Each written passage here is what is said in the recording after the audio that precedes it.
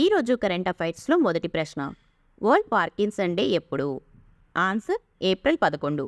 Parkinson అనేది నాడీ వ్యవస్థ వ్యాధి. ఈ వ్యాధి లక్షణాల గురించి అవగాహన కల్పించడానికి ఏటా ఏప్రిల్ 11న ప్రపంచ పార్కిన్సన్ డిసీజ్ అవేర్నెస్ డేని జరుపుకుంటున్నారు. 1817లో డాక్టర్ జేమ్స్ పార్కిన్సన్ మొదటిసారిగా ఈ వ్యాధి గురించి వివరించడంతో దీనికి ఆయన పేరుని పెట్టారు. రెండవ ప్రశ్న. సబ్ మీటర్ రెజల్యూషన్ సర్వైలెన్స్ శాటిలైట్ను ప్రయోగించిన సంస్థ ఏది? Answer Tata advanced systems limited. Tata advanced systems limited ప్రైవేట్గా నిర్మించిన దేశంలోని తొలి sub meter resolution surveillance satellite TSAT-1Aని లాంచ్ చేసింది. TASL, సేక్ లాజిక్ సంయుక్తంగా ఏప్రిల్ 7న స్పేస్ ఎక్స్ ఫాల్కన్ 9 రాకెట్ ద్వారా ఫ్లోరిడాలోని కెనడీ స్పేస్ సెంటర్ నుండి దీన్ని ప్రయోగించారు. మూడవ ప్రశ్న. ఒలింపిక్స్లో జ్యూరీ మెంబర్గా నియమితులైన భారత తొలి మహిళ ఎవరు? ఆన్సర్ బిల్కిస్ మీర్. జమ్మూ కాశ్మీర్కి చెందిన బిల్కిస్ మీర్ భారత్ నుంచి ఒలింపిక్స్ జ్యూరీ మెంబర్గా నియమితులైన తొలి మహిళగా నిలిచారు.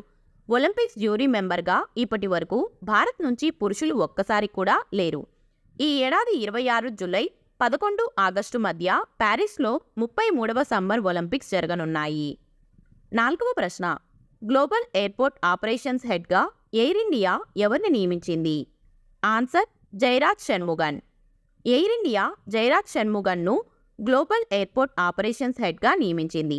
ఆయనకు ఎయిర్లైన్స్, ఎయిర్పోర్ట్, టెలికాం పరిశ్రమలలో 25 సంవత్సరాల అనుభవం ఉంది. ఐదవ ప్రశ్న. ఏ రాష్ట్ర ప్రజలు గంగోర్ పండుగను జరుపుకుంటారు? ఆన్సర్ రాజస్థాన్. గంగోర్ అనేది రాజస్థాన్ అంతటా జరుపుకునే ముఖ్యమైన పండుగ.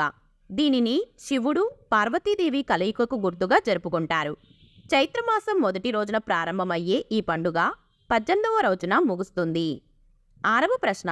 ఇండియన్ నేవీ హాఫ్ మారథాన్ ఎక్కడ జరగనుంది? ఆన్సర్ న్యూఢిల్లీ. ఇండియన్ నేవీ ఈ ఏడాది అక్టోబర్ 6న న్యూఢిల్లీలో హాఫ్ మారథాన్ను నిర్వహించనున్నట్లు ప్రకటించింది. పౌర సమాజంతో నేవీ సంబంధాలను బలోపేతం చేయడం, నావికాదళ కీలకాంశాలపై అవగాహన కల్పించడం దీని లక్ష్యం. ఏడవ ప్రశ్న.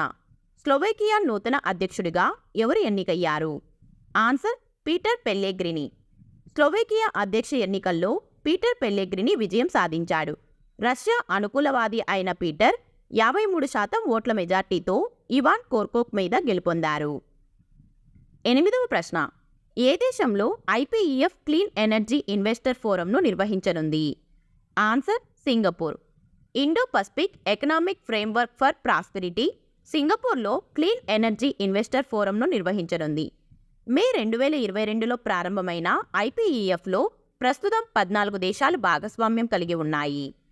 తొమ్మిదవ ప్రశ్న. జపనీస్ గ్రాండ్ ప్రిక్స్ విజేతగా ఎవరు నిలిచారు? Answer Max Verstappen.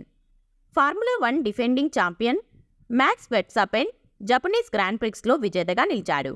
మ్యాక్స్ ఈ రేసును గంట 54 నిమిషాల 23.566 సెకండ్లలో ముగించి అగ్రస్థానంలో నిలిచాడు. 10వ ప్రశ్న. నేషనల్ ఉమెన్స్ హాకీ లీగ్ ఎక్కడ జరగనుంది? ఆన్సర్ రాంచీ.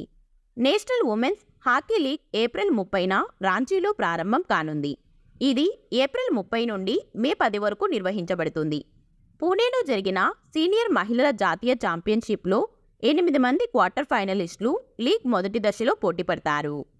ఇక ఆఖరి ప్రశ్న. దీనికి సమాధానం మీరే తప్పకుండా కామెంట్ చేయండి. జాతీయ సురక్షిత మాతృత్వ దినోత్సవం ఎప్పుడు? Option A April 10, option B April 11, option C April 12, option D April 13. Video నచ్చితే లైక్ చేయండి. అలాగే ఇలాంటి మరిన్ని వీడియోస్ కోసం మన ఛానల్ని తప్పకుండా సబ్స్క్రైబ్ చేసుకోండి. Thank you.